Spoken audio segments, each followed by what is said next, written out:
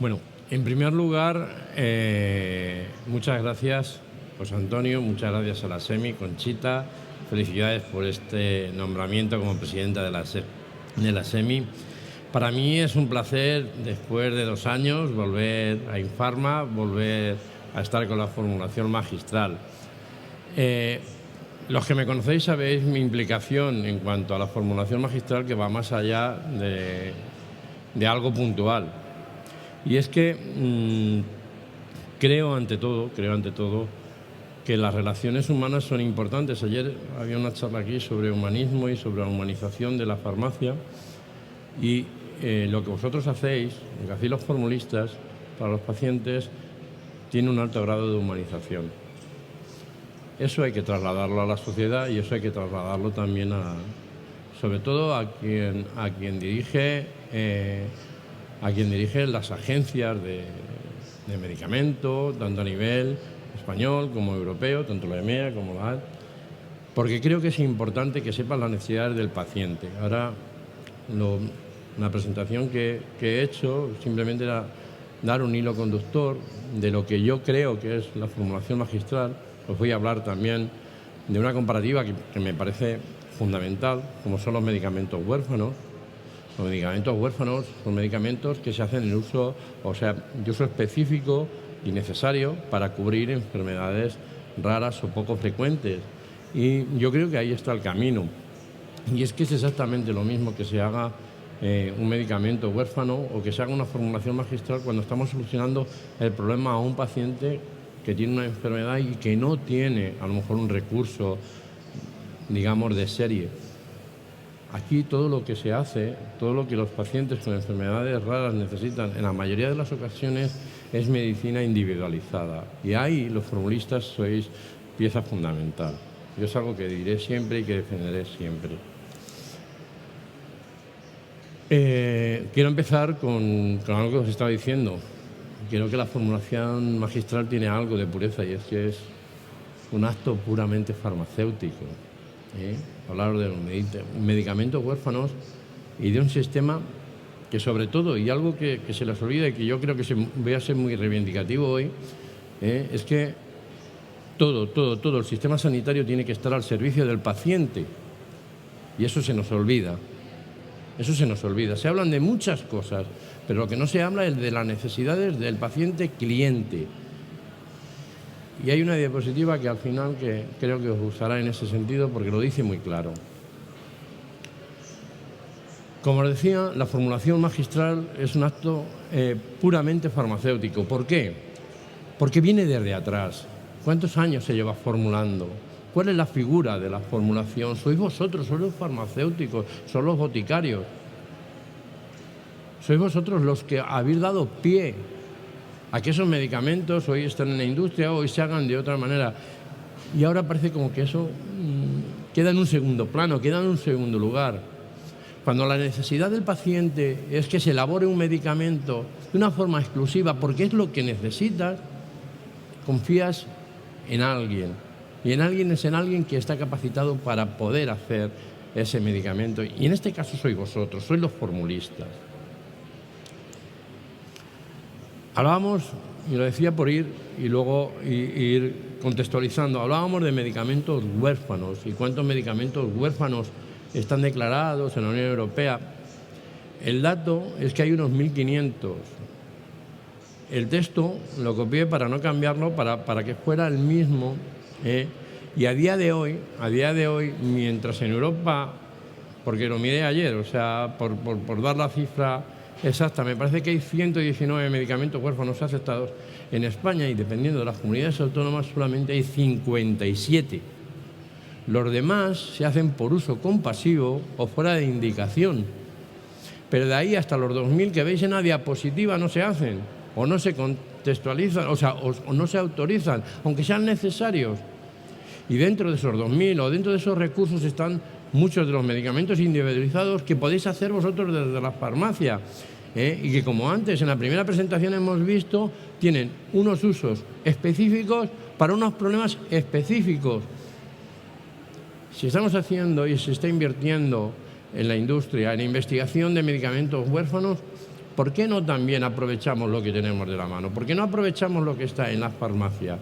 Y luego dedicaré un poquito a lo que creo que es la farmacia, y es que al paciente le tiene que dar igual qué farmacéutico es el que hace el producto, sino qué producto se le da. Y quiero decir que da igual que sea un farmacéutico hospitalario, que sea un farmacéutico de la calle. Lo que tiene que tener es las competencias necesarias y la habilidad profesional para poder llevar a cabo el producto que el paciente desea.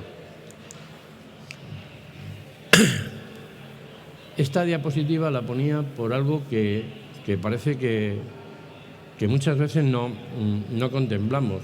Es que cuando se dan de alta los medicamentos huérfanos, siempre una de las grandes cosas es prevalencia inferior a 5 de cada 10.000, o improbabilidad para generar retornos suficientes en la inversión.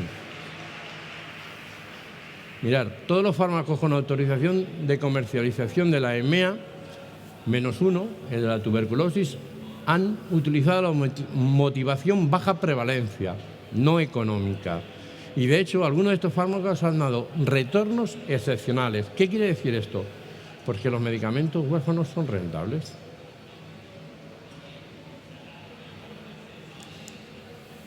Esta es la diapositiva que os decía para contextualizar, y para contextualizar lo que es el paciente dentro del sistema.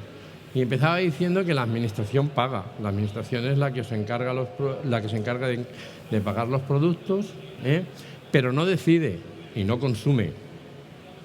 El médico decide, pero ni paga ni consume. Pero en el tercero nos encontramos que el paciente consume, pero no decide, pero sí paga. Y cuando estoy hablando de paciente, no estoy hablando del que va a vuestras oficinas. Estoy hablando de todo el mundo, de todo ciudadano que necesita un acto médico alguna vez en su vida, y en eso nos incluye a todos los que estamos en esta sala. Por eso es importante esta parte final de no decide, pero sí paga, porque muchas veces todo lo que hablamos dentro del mundo sanitario parece que tiene una contextualización más importante que el retorno final. O sea, se puede hablar de recursos humanos, podemos hablar de la necesidad de comprar maquinaria, podemos hablar de la necesidad de investigación, pero hay que hablar de la necesidad de los pacientes. ¿Qué necesitan los pacientes? Eso es algo que todo sanitario se debería preguntar todos los días. ¿Qué necesitan los pacientes que van a atender? ¿Qué necesitan vuestros pacientes? ¿En qué podéis ayudarlos? ¿Y cómo podéis ser mejores de cara a ellos? Yo creo que es algo, yo por lo menos es algo que me pregunto todos los días cuando desde nuestro servicio de información levantamos el teléfono y lo primero que hacemos es decirle a la persona en qué la podemos ayudar, porque estamos para eso y ese es nuestro trabajo. Pues yo creo que la vocación de ser sanitario, y hablo de sanitario por contextualizar todas las ramas de la sanidad, yo creo que va muy encaminada a eso. Conclusión: un sistema al servicio del paciente. Hablar de medicamentos huérfanos como algo absolutamente necesario y con garantías, porque no se hace lo mismo con la formulación. ¿Por qué no hacemos lo mismo con el trabajo que hacéis vosotros cada día? O sea, podemos crear, y lo digo después, no es lo mismo comercializar un fármaco elaborado de una manera expresa, garantizando la continuidad asistencial, porque eso se nos olvida. Vosotros estáis ahí, desde siempre y para siempre, en vuestro contexto farmacéutico. Yo desde que conozco siempre ha habido farmacias en la calle. Todo lo demás son cosas que pueden venir o se pueden ir. De hecho, lo digo, hay algo que es importante y que creo que no se tiene en cuenta, y a lo mejor tenemos que pararnos un poquito más en esta frase remarcada en negrita: la reputación farmacéutica del farmacéutico o del boticario. Es importantísimo avalar con vuestra profesionalidad lo que estáis haciendo. Y para nosotros como pacientes, que lo más cercano que tenemos es la oficina de farmacia, sois un gran reporte. Sois alguien con quien tenemos que hablar y confiar, porque nos estáis dando algo que necesitamos. Y a mí eso me parece fundamental. Hay que tener en cuenta que confiamos en empresas para garantizar tratamientos. Las empresas desaparecen o dejan de comercializar. Sin embargo, un farmacéutico o un boticario magistral estará siempre disponible. Los desabastecimientos, lo que nos llega en desabastecimientos, la falta de productos que han dejado de ser interesantes para la industria, pero que aunque sea un solo paciente le hacen falta, vosotros estáis ahí. Yo creo que todo lo que es bueno para los pacientes hay que potenciarlo. Hay que dejarnos de memeces y decirle a la Administración, con este Real Decreto que está sacando, que no creemos que la formulación magistral sea un problema. A mí, personalmente, y os lo digo de verdad, porque ayer salió este Real Decreto y ayer volvió a salir en prensa y demás, que se titule como un problema la formulación magistral que está salvando vidas, me parece horrible. Me parece horrible, me parece que es de ser un memo el que diga esto. Y lo primero que tienen que hacer es hablar con los pacientes por parte de las administraciones sanitarias y ver los recursos que se necesitan y sobre todo mirar exclusivamente por el fin de esos medicamentos, que son curar, que son sanar y son ayudar a las personas. Y eso muchas veces no lo tenemos en cuenta. Yo era mi aportación a Infarma, mi aportación a la formulación magistral, mi aportación a la verdad, porque mi camino es que tenéis un camino muy largo, mi opinión es que tenéis un camino muy largo de trabajar y tenéis que trabajar con la industria. Y tenéis que poneros de acuerdo, Presidenta, tienes que ponerte de acuerdo con la farmacia hospitalaria. Tenéis que trabajar con los farmacéuticos hospitalarios y dejaros de tonterías. ¿No? Es que se habla de la formulación magistral en el Real Decreto como si la única formulación magistral que se hiciera es en los hospitales. Claro, los formulistas en los hospitales hacen esa formulación que luego os compran a vosotros.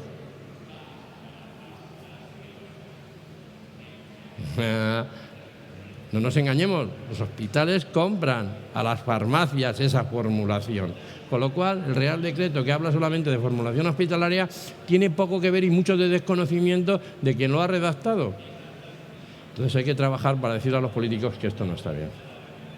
¿Vale? Yo era mi aportación a este día y muchas gracias, de verdad.